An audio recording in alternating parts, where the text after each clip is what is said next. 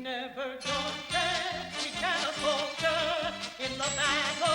We're tried and true. Indiana, Indiana, we're all for you. Welcome, everybody, to the Indiana Basketball Weekly Show on the Grueling Truth Sports Network. We're going to recap Indiana's, I think, best game of the year so far when they beat Ohio State the other night on Saturday night. We're going to preview the game upcoming tomorrow night in New Jersey against Rutgers. But first, I want to remind you, if you want to bet on the game, make sure you go to BetMGM for the top sportsbook. Click on the link in the description down below if you're watching on YouTube. Well, let's go ahead and get this started. I'm your co-host, Mike Goodpaster. Right now, I'd like to welcome in our co-host. First up from the Got Woodson Facebook page, Brian Mohr. How you doing, Brian? I'm doing great. Anytime you can beat the world famous Ohio State Buckeyes in front of Gus Johnson, I'm happy. Dude, it's the Ohio State. Well, he says world famous, world renowned. Well, screw Gus Johnson.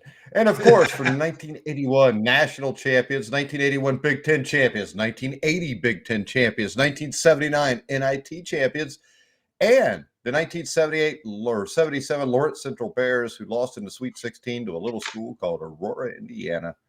Help me welcome to the show, Steve Risley. How you doing, Steve? Doing great, guys.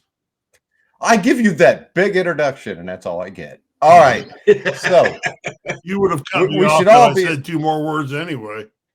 No, I wouldn't have. All right. So Indiana flipped the script against Ohio State. What was it? 18, 19 turnovers in the loss to Nebraska last week. 4 turnovers this week. And or 5. Hell, we'll call it 4.5. It's according to what you look at. But they committed just 4 turnovers. They forced 14 turnovers for the Buckeyes, which was the difference in the game.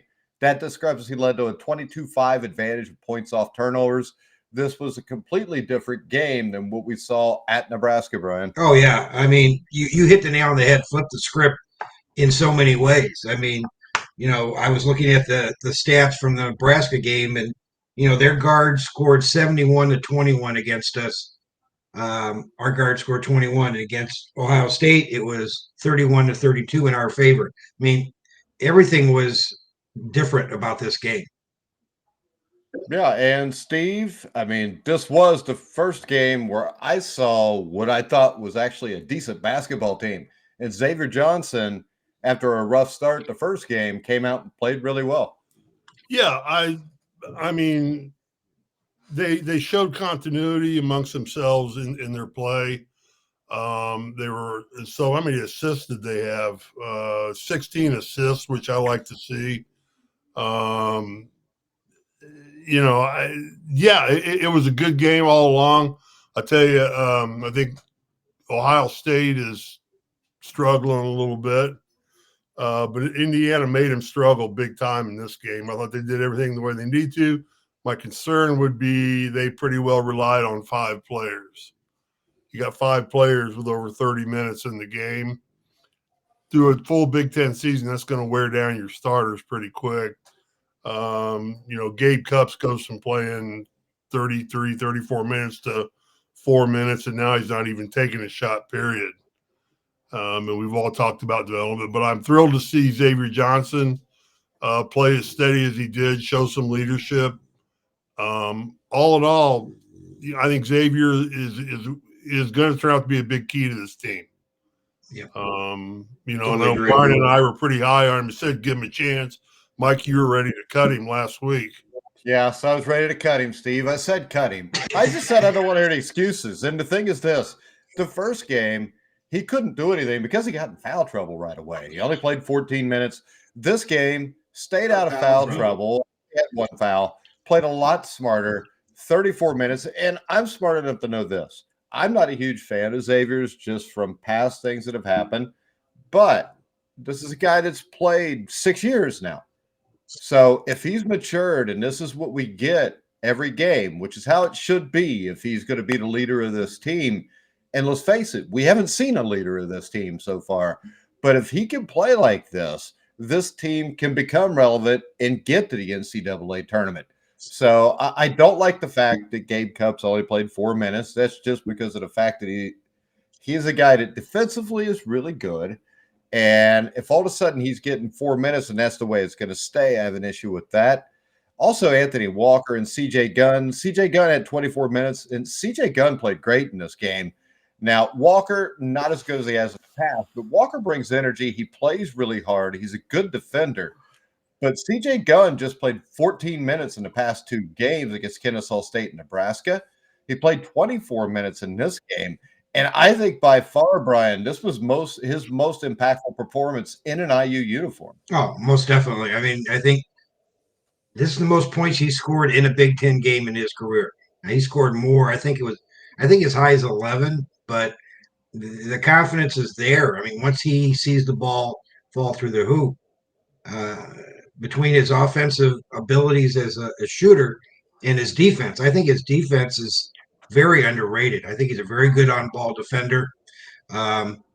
We saw a lot of mix of guards with X back, and I think with X, and if CJ continues with his consistency, which we all hope, we got a nice mix of guards again. Yeah, and Malik Renew, Steve, he struggled in the first half of Saturday's game, but he responded in the second half. He played all 20 minutes in the second half, and during those 20 minutes, he scored 19 of his game-high 23 points, and Renew offensively played really well. Yeah, I have no problem with if he struggles, but if he finds himself like he did at halftime, I don't know what happened there, if Coach got on him a little bit or he got on himself a little bit, but he found himself in the second half and gave what appears to be statistically on the stat sheet a game effort. Even though we didn't get at him out of the first half, the rest of the team was able to step it up, work around him in the first half, and it paid big dividends. If you want a player hot, I think you want him hot in the second half, Mike. I think you'd agree with that as a coach. As long as you're not getting blown out. Yeah, as long as you're not getting blown out at halftime. You want that guy hot in the second half. But I think the one key word here, Mike, is to echo what you said eloquently, is for this team now, what's important is sustainability. Because if you come out against Rutgers and lose, this meant nothing. Yeah, exactly. But if you can come out and play well and win at Rutgers, then we're building on something. And I think you echoed that, and I just wrote down sustainability. We got to get sustainability out of Xavier. We've got to get sustainability out of the rest of the team. I think we need to just up our substitution a little bit. It's okay to have 5 guys you want to ride, but you better let those guys stop, eat some hay, and drink some water if you're going to ride those horses. Yeah, but how about this, Steve? I think against Ohio State is a average team right now. But I think that by the time this year ends, they'll be one of the top 5 or 6 teams in the Big Ten at worst. I think it's a very talented team. And I really think when you look at our starting 5 against their 5 guys, I think that the 5 guys that we played most of the game, we had to play like that to be able to win the game. Because I think the other guys, when you get them in the mix, I think that we don't match up as well when you start putting a Cups in them in or a Sparks against this Ohio State team, if that makes any sense. Yeah, it makes a lot of sense, Mike. And I was watching the game, and what I couldn't figure out is Ohio State just bad, or is Indiana just taking them out of everything? And I came to think, if they were bad, we'd have beat them by worse than what we did. Pardon? If they were bad, we'd have beat them by worse than what we did. But I don't know. Yeah, I'm not saying they're bad, but I think we were just taking them out of what they got rebounded us, 49-28. 22. That's what we're getting to next. 22. They killed us on the boards. 27. Yeah, they had more. They had more offensive rebounds than we did defensive total rebounds. Yeah. And that's a concern. But in the paint, we scored 40 points in the paint. They only had 24, but they got 24 second chance points, which is off those offensive rebounds. So they had second and third chance points. Yeah, but we were able to muster other things. 3-point wise, we went back to our normal 5 of 12, which is 41%, but still only 12 attempts from the arc. Yeah, but we can live with 5 of 12, I think. We can live with it, but I think to beat good teams, you're going to be making 8, 9, 10 3-pointers a game. if you want to beat the Auburns, the Kansases, and the big schools. We're going to have to do that, the Purdue's. So, but all in all, I mean, Brian, you should be thrilled because you don't have to write any nasty crap on your Facebook page about how people are being too rude to Coach Knight or Coach Woodson this week. Because I think everybody, I won't let them be rude to either one. So there you go. I think there's going to be a lot of happy campers out there. But I'm looking for sustainability now, like Mike said. I'm looking for them to come back. And do they go to Rutgers, Mike? Yeah. Yes, they go to Rutgers. They go to Rutgers. But before we head off to Rutgers, what else do we have with this game? Mike, you want to talk about rebounding? We already talked about it a little bit. It is concerning. But the one thing I do know is this: Ohio State is one of the best rebounding teams in the country. So Ohio State entered the game as one of the best rebounding. I think they were top 10 or 15 in the country. But it's still concerning to me that we give up that many points off of that. And how many games are you only going to have 4 turnovers? Because really, if this game ends up being 8 turnovers, which you would have taken it to start, you lose the game because of the rebounding, Brian. Here's something to look up. No, there's no doubt. But, you got to remember, too, X and Gunn did something that we haven't seen this team do all year. They held their top scoring guard to 9 points. That's his lowest production. I think second lowest production of the year. That kid Thornton, the guard at Ohio State, they held him to 9 points. We haven't seen a good shooting guard get held below their average all year. That was a first. And I think that's so. Go ahead, Steve. No, 2 things. One is I couldn't tell, were we blocking out? Were we just missing blockouts, or how are they out rebounding us offensively so badly? I mean, I have to admit, I still had a lot of tears in my eyes from the Colts debacle that I had watched live and then watched the game on a tape. I was still crying miserably. And, that third string receiver that we put in because Jonathan Taylor gets too tired to run one more damn play. Well, you had Dawson. They'd have just ran him. I know. A lot of those rebounds, though, I mean, they were getting, you talk about second chance. Yeah, were we missing blockouts? Were we not blocking out? Or we were not blocking out. That was the problem. We weren't blocking out. Fundamentally. And they were missing their second chance and getting a third chance and getting a fourth chance. So, the rebounds are a little skewed because, give them credit. They pounded the boards hard, and they were more aggressive on the boards than we were. Yeah, and Mike, you're Mr. Statistics. Go back in your research here and look and see if we've ever had a time when Xavier Johnson has played 30 minutes and the team has only had 4 turnovers. That is so mean. You just ripped me by saying I wanted to cut him last week. I've done nothing but say nice things about him, and you have to take it in. You have to take a shot at him, Steve. The leadership is coming through.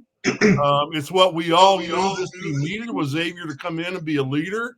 And I think in one game is him stepping up. It's changed. We all feel differently about this team than we did last week. I don't. I will if this happens tomorrow. Pardon? If this happens tomorrow, I will feel differently about this team. I will feel one game's not going to do it because what we've seen in the past is we'll get a game like this and then they go on the road and fall apart. And what we see in the Big Ten right now is doing the Big Ten power rankings today. To me, the only power rankings that are a sure thing are that Michigan is last and Purdue is first, Wisconsin and Illinois are second and third. Between fourth and third, or fourth and probably 10th, there's a lot of teams there that can all of a sudden be really good or all of a sudden really bad. Or you got a team like Nebraska who is awesome at home, but they're terrible on the road. What was the other team? I mean, Northwestern, they are awesome at home. They're terrible on the road. Indiana, if we can find consistency where we're awesome at home and we're pretty good on the road, we're going to finish in the top 4 to Big Ten and be fine this year. But we have to win this game on the road. To me, it's extremely important because of how you just played. If you could go out and turn the ball over in the single digits again at 8 or 9, you're going to win the game. Now, when we look at Rutgers, there's a big record with a big discrepancy when it comes to the two teams' records. But on net rankings, Rutgers is actually 89th and Indiana is 91st. And Rutgers is a team that they almost have to win this game because they're 0-3 in the Big Ten right now.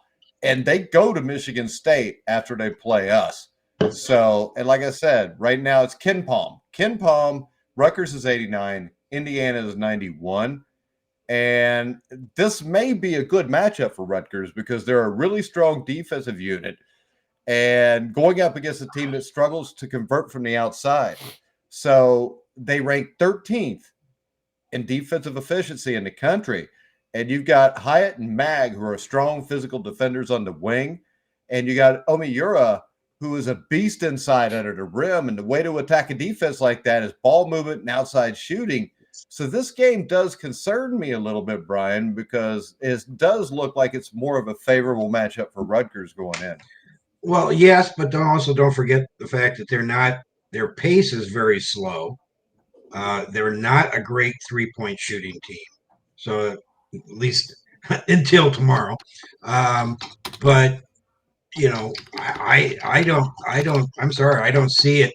I hear what you're saying on the defensive side, but if they're going to try and keep pace with Indiana, because you saw the other night, X is pushing the ball up the court. And it's a lot quicker pace getting up and then setting up for the offense. I think Rutgers, if X plays the way he played Saturday, I think Rutgers is going to have a hell of a time against us. I didn't say they wouldn't. I said the way they play. Put it like this: it's easier to slow the game down than it is to speed the game up. They're at home. Outside of Michigan, we haven't really played a significant away game. Right. And they've got the Mag kid who at forward, this is the thing. They say that about the pace, but Iowa's a team that scores the ball really well. They put up 86. Rutgers stayed in that game all the way, lost 86-77. That was out of Iowa. And when you look, the inside game with Mag and Hyatt, those are two really good players that can hold up against our guys. I agree. If X plays the way he just played, we shouldn't have an issue. But we also all have to agree that that's not been a consistent way that this team has played or the way X has played. I think Indiana wins the game going away because I think they are turning a corner. I'm just saying there is still that worry in the back of my mind from what I've seen the last 20 years, if you know what I mean. Yeah. And like I said, hey, is the game on Peacock tomorrow? Yes. It's on Peacock. Well, everybody's going to be mad. Hey, Brian, I tell you what, Peacock is only $4.99 a month, and I tell you, it's worth it because you get all the Real Housewives shows on there. You get Below Deck. I got Peacock. I got it on the Black Friday special for $20 for a year. Yeah, so there you go. And Peacock is worth having because they have a lot of the Bravo stuff. Like I said, I'm into Real Housewives of Salt Lake City right now. They've got a 3-part. Is there like 5 wives for each husband? What? Is that like 5 wives for each husband? Yeah, since it's in Utah? The funny thing is, it's called Real Housewives. I'll bet less than 5% of them are even married. Well, yeah, because it's just it is what I like to call the cesspool of TV, where they go and they put all this stupid shit on, and then they go out and try to find the lowest common denominator. Watch it, Steve. That's you. Hey, Brian, get Peacock. It's worth it because Brian's already got Peacock. I got Peacock, Steve. Listen. No, there's actually one of the NFL playoff games is solely on Peacock. Yeah, the Colts won't be there, will they? No, the Colts won't. Oh, my God. Bears fans talking crap to either one of us. The last time his team was in the playoffs, I believe Jimmy Carter was president. Who, mine? No, mine. Both of them. Oh, his team. He's a freaking Bears fan. No, Bush was the president. It was 2007? Whatever it was. Okay, let's get back to the game. Brian Wetters, my issue is we get Mike. turnovers down, but rebounds still missing. Goes to sustainability that Steve talked about. And so you really don't have any worries about this game from what you've seen this year, Brian? From this year or from the last game? For the year, yeah. Okay, look, the consistency has not been there. There's no way to argue that. But if you look at Saturday's game, it wasn't just X. Look at Battle. Battle usually used to kill us when he was at Minnesota. He only got 6 points in the second half. He made 1 3 towards the end of the game. We shut down Battle, and we have not been able to do that in the past. You got to I give. don't know that we shut him down. He did score 17 points and hit 5. Yeah, but he scored 11 points in the first half. He was They all basically count. ineffective in the second half. Yeah, but my issue is this: they still didn't rebound the ball. Worth a shit. Rebounding comes back to what, Steve? Rebounding comes back to want to. That's why I am still a little bit worried here. If you know what I mean. Rebounding is how bad you want the ball more than anything else. Same thing as defense. Rebound, exactly. Rebounding is just who wants the ball worse. You know. Well, that kid for Ohio State, what's his name? The center from Nigeria? He wanted the ball. Yeah, he wanted the ball. Yeah. He had what? Don't you be trying to get me to say a Nigerian's name, Brian. You say it your damn self. I'm not going to say it because I'll butcher the shit out of it. I'm going to tell you what.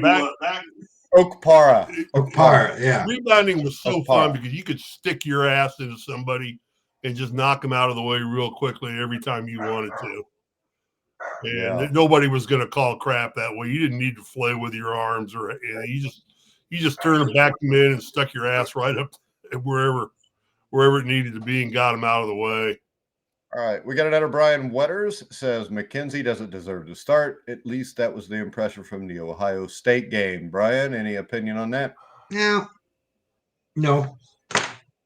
I mean, I think McKenzie still starts. I think his defense is improving. It's not where it should be for a Division I Big Ten team. But, he made some dumb mistakes. That inbounds foul that he did towards the end of the game was an idiotic move. I don't know what he was thinking. Here, let me give you an example. There's a lot of people that said I didn't deserve to start when I was playing because there were better kids on the bench. But it comes down to continuity. It comes down to role playing. And right now, this 5 that he's got on the court just put the best effort we've seen all year. If it ain't broke, don't fix it. But McKenzie didn't. And there's other guys that deserve that playing time. Well, I look at some. Who are you going to put? I'll give you. Who are you going to put? Banks or Walker? Banks, Walker. Banks is not doing that well. Banks isn't doing that well. Not of late. No. Okay. Look at his stats. Neither's McKenzie. I look at this unit as a whole. The 5 guys that dominated the playing time, and they gave a really good effort. I would find it hard to believe that McKenzie is going to be picked in the first round of the NBA draft. Yeah, no, I would stick with this 5 starting right now and run it. See if we get some continuity and sustainability out of this group. And then that just leaves you great players to bring in off the bench and spark when needed be. If it's McKenzie, they need to pull the spark. If it's Galloway, if it's Xavier, whoever it is, it's probably not going to be in the league. You're probably going to let that. If you want to pull somebody, I'm sorry, and people are going to get mad at me for saying this. Galloway. And I put Walker. I agree. Galloway adds something to this team that nobody else has given him. Galloway, playing like shit for one game? Plays hard and smart. Shit. I think he does. Wow. Galloway's the kind of guy that incites things without having to have the ball in his hand. So, and he also gets burned on the threes. So yeah. Well, so does the whole damn team there. In 32 minutes, he scored 4 points on 2 for 8 shooting. He did have 7 assists, 2 steals, but he had 25% of the turnovers because he had a turnover. And I could use the old Risley line. He and Xavier combined for 20 points in the game. 22. Yeah. That old Risley line. How many did Gunn and Xavier put together? 28. I'll take that. Yeah, well, get this on BetMGM right now. Rutgers is a 3.5 point favorite. I bet that. Take the Hoosiers in the points. Yep. Which means if this game was played at Assembly Hall, Rutgers would be favored by 0.5 point. Well, good. So, no, I'm just saying what the point spread is because we are sponsored by it. I'm as happy as I've been about IU basketball. I'm thrilled. I don't think the coaches screwed anything up. I think I'd like to see a little more playing time rather than ram 30 minutes down our starting 5. It's a 1-game deal. That's fine. Hopefully it spreads a little bit more. this game. But other than that, I mean, rebounding definitely. If I was in practice right now, I'd be spending some time on rebounding. But Steve, didn't you say earlier that we were substituting too much earlier in the year? No, and now he's pitching about too many minutes. Well, yeah, I mean, yeah, I'm sure I did, and we probably were, and now we're not substituting enough. So the pendulum swings. It was one game, Steve, and I think it was just more like of a matchup wokeism issue. is going out of fashion all of a sudden. Finally, Why? You love wokeism. There will be porn books back in elementary schools before you know it. All right, so this is what we've got coming up over the next 2 weeks. And this is a fairly tough schedule. That's why I think the Rutgers game is tantamount to us having a good season, because after Rutgers on Tuesday, we will play Minnesota. And this is a very improved Minnesota team. Now, I don't know how many games. They haven't won a whole lot of games away from home. The schedule's been a little easy, but this is a much better Golden Gopher team. IU plays them Friday night at 6:30. And then next Tuesday, Zach Edey and the Purdue Boilermakers come to Bloomington to battle Indiana Hoosiers. And then on Friday, Indiana goes to Wisconsin. So to me, guys, this Rutgers and Minnesota game are must-have wins. What do you guys think, Brian? Yeah, I think we win both of them. I'm not that – you're high on Minnesota. I'm not. I mean, I'm not. Minnesota is so much better than what they were last year. You had to be kind of stupid not to be high on them. I'm not saying they were shit last year. About Brian, I definitely agree with that. What? Got to be kind of stupid. He didn't even hear what we said. He just agrees that Brian's kind of stupid. All right, so when you look at Minnesota, they did lose by 10 to Ohio State. They beat Nebraska by 11. Nebraska beat the brakes off us. So I think, Florida Gulf Coast, which everybody was freaking out because they upset somebody the other day. Minnesota beat them 2 weeks ago by 20. They beat IUPUI by 36. They beat a decent Ball State by 17. They beat Michigan at Michigan. They beat Maryland at home by 3. I think it's, yeah. How many did we beat them by? Like 10? Yeah. Okay. So, I mean, how many did we beat Michigan by? That was on the road. Yeah. So was Minnesota against Michigan when Minnesota beat them. How bad did we beat Florida Gulf Coast? Minnesota beat them by 20. Matchups you were just talking earlier. Yeah. Okay. So who are the guys on Minnesota that worry who does Minnesota have on their team, Brian? I don't know. I haven't gotten that far out. So how do you know the matchups are good or bad? I'm just telling you this. They are a dangerous team right now because we don't know how good they are and they don't know how good they are. And I hate to tell you this, but we don't know how good we are yet either. So we can't really take anybody lightly. Brian Wetter says we don't have a chance against Purdue. I think we do because it's here at home. And you've always got a chance. Last year, nobody thought we had a chance, and we beat them twice. Go ahead, Steve. I was going to say, Brian, make sure you whack Brian Wetters from your website. He's being pretty negative. Facebook page. You don't have that kind of negativity on Got Woodson. We don't allow that. So, go ahead, Steve. We don't want it. We don't want anybody to get their feelings hurt. No. Woke Brian is what we're calling him. Woke Brian. All right, guys. So my point is this: Rutgers and Minnesota are two teams we should beat. Right. If we have any kind of a letdown, though, those are two teams that can't beat us. Agreed. So Minnesota is much better than last year because last year we had no fear of playing Minnesota. I think we're better than last year. As a team? Yeah. You're out of your mind. I agree with Steve. I think we're better. Wait a second. Steve, you were bitching about how bad we were sucking until the last game. They played one game and now they're better than Trace Jackson Davis's team. I'm telling you this. I believe that they have better players. This is not a better team than what we saw last year yet. Last year's team over the last 6 weeks of the season beat Purdue twice. They had some big wins. They had big wins on the road. So I would say this, talent-wise, this can be a better team. But you have to put that product out every night. And last year, over the last 5 weeks of the season, Indiana became consistent. played well, got to 21 wins, 20 wins, and did what they were supposed to do. This team should do that, also. But until they do, I would take last year's team to beat this team just because Trace Jackson Davis would will it.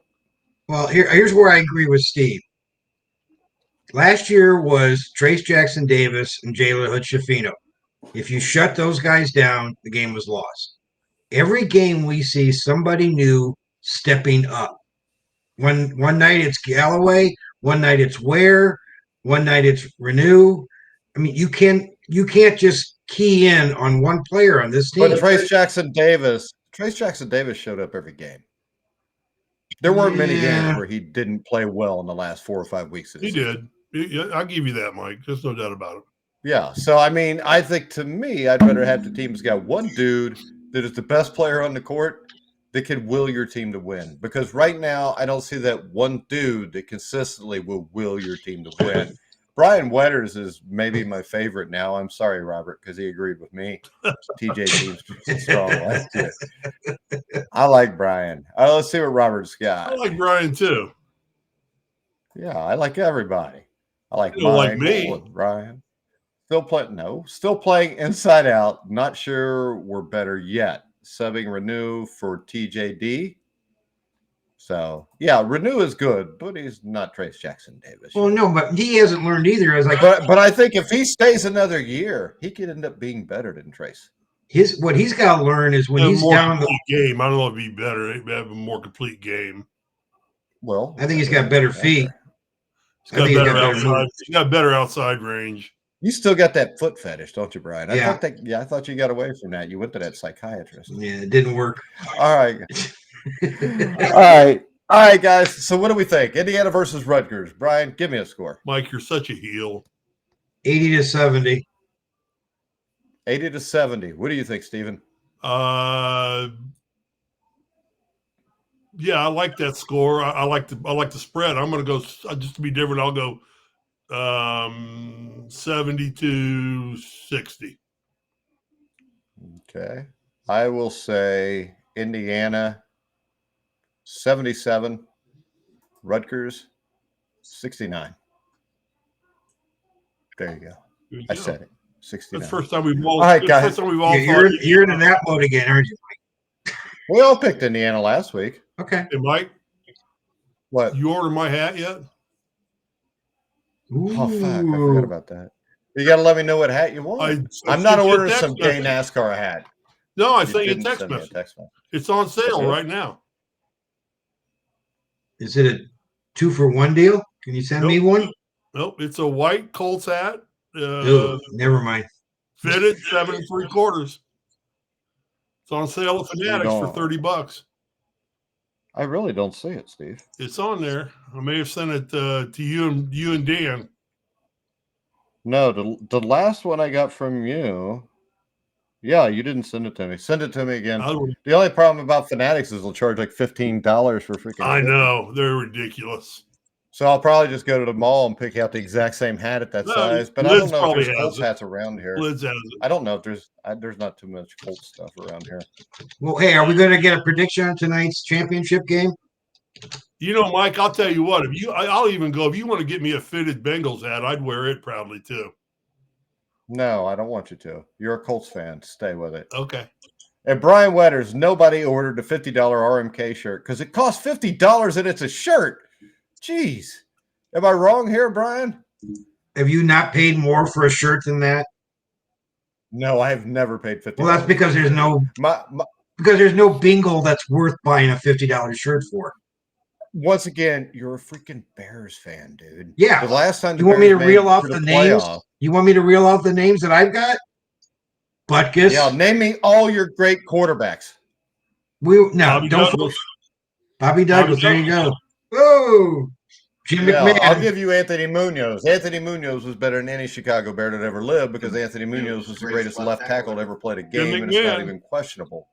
Jim McMahon. Wait a minute. Did you just say left tackle? Yeah. Okay. Who's a better left tackle than Anthony Munoz? 12 years, 12 Pro Bowls. He went 5 straight years without giving up a sack or getting a penalty. So be quiet, all right? You're a Bears fan. Know your place. Yeah. And How your many place How is many Hall of usually Famers are looking from up at Cincinnati? Green Bay. How many Hall of Famers are from Cincinnati? 3.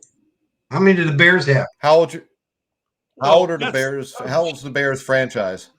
Yeah, Oh, Bears wah, one of the wah, original wah. franchises in the league. How about this? Since 1990, how many Bears have been elected to the Pro Football Hall of Fame? 4. Mike Singletary. So it's about the same number as the Bengals. Mike, When So what's your point? when did Walter go in? he went in early. He went in the 80s, I think. Did he? He would have went in like 88 or All 89. right. Or no, wait. Walter Payton would have been 90s. So 'Cause he got that his that knee out 5 R&K years. T-shirt is selling for $50. Yeah, it's $50. All you got to do is wait like 6 months and you'll get it for 20. Oh, I'm going to be calling. Hey, here's the story. When the Bengals went to the Super Bowl. Oh, here we go. When the Bengals went to the Super Bowl, my son was all excited. All right. And he gets on the NFL shop.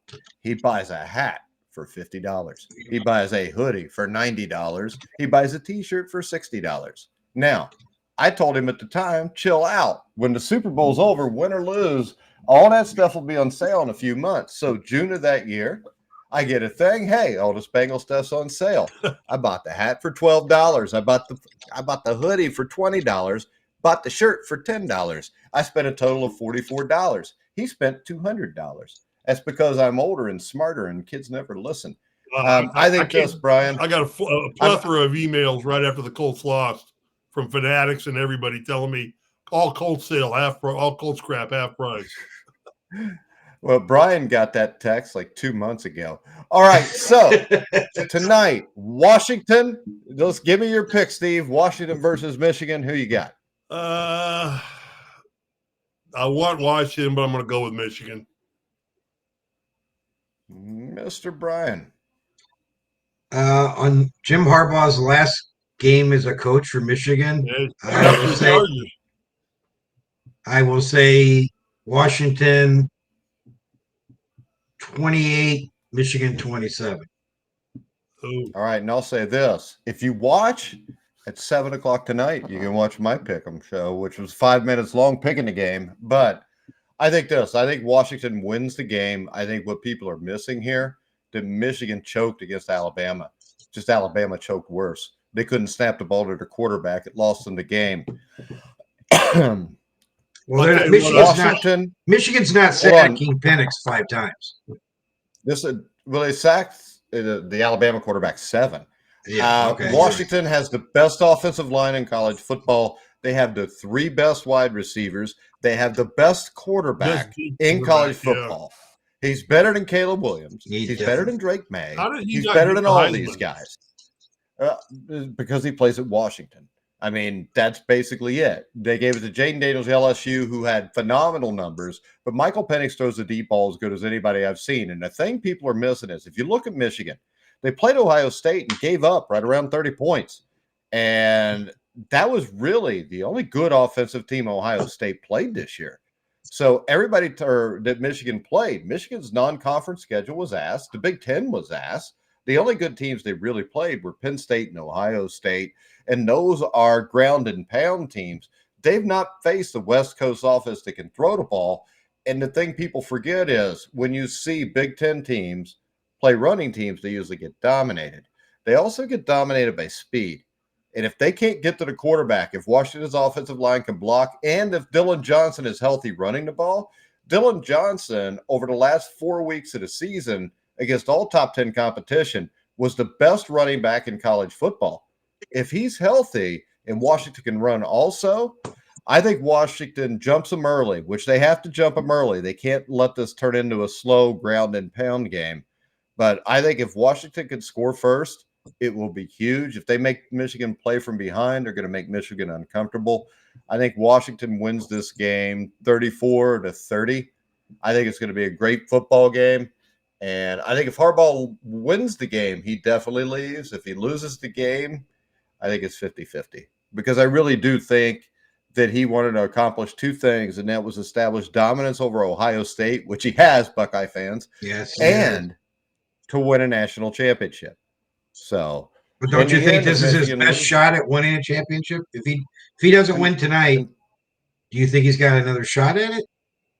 Yeah, he does next year. I mean, this is the third straight year he's been in the Big Ten college playoffs or the NCAA college playoffs, and the college playoffs is going to expand to 12 teams. That's almost a guarantee. Well, that's what I'm saying. It's not going to be a 4-game playoff next year. It's a 12-game playoff. Yeah.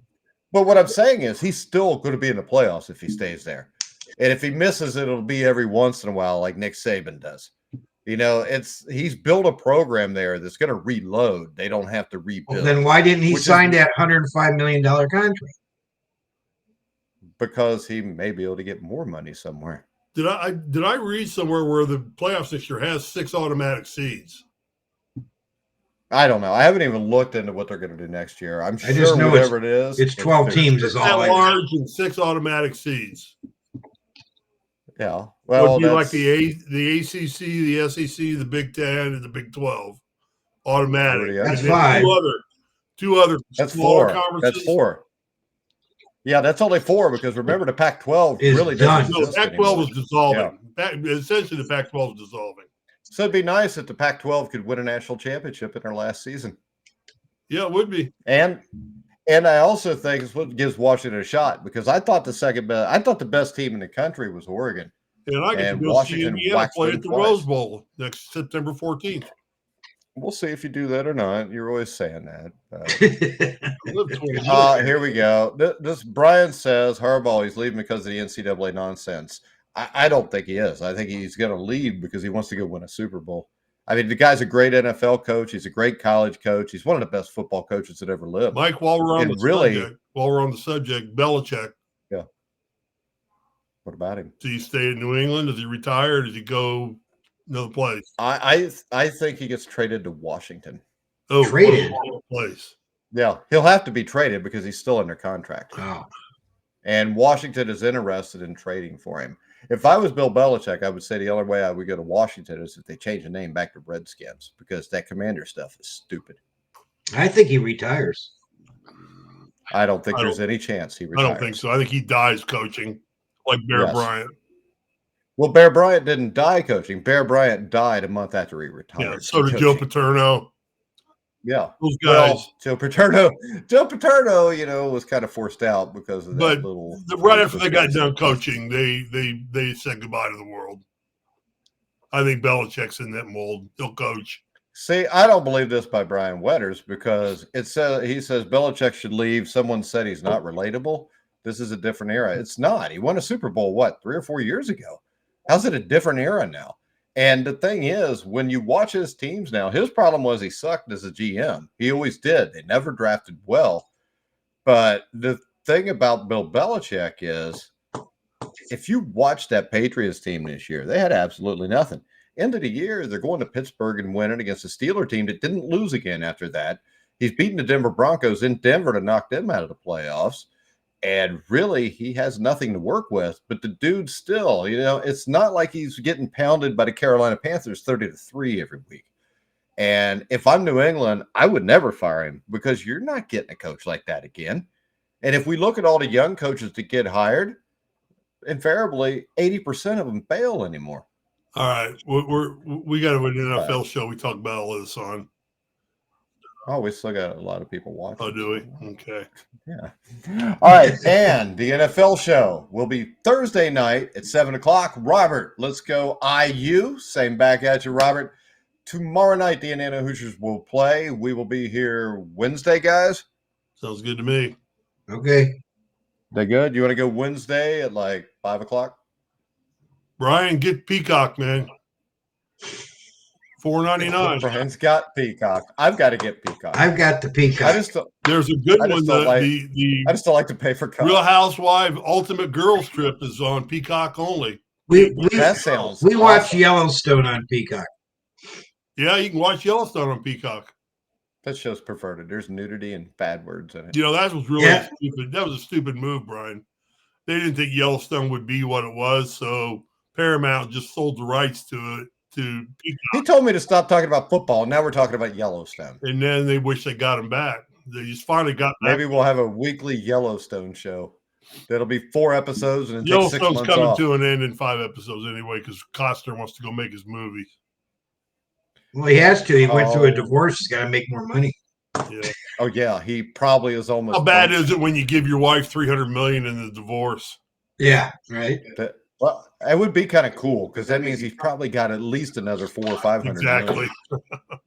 But, All all right, guys, we're going to wrap it up. Make sure you check out BetMGM. You can watch at 7 o'clock, top of the hour, the Washington, Michigan preview show. It's like 5 or 6 minutes. Gives you the best bet for the game. NFL show, Thursday night, wild card preview, 7 o'clock Eastern time. Also, look out for single game previews during the week. Check out BetMGM for the best place to bet on the college basketball season and the NFL playoffs. And you can follow us at Grueling Truth. All right, guys, for Brian Mohr, Steve Risley, I'm Mike Goodpaster. You've been watching and listening to The Grueling Truth, where the legends speak.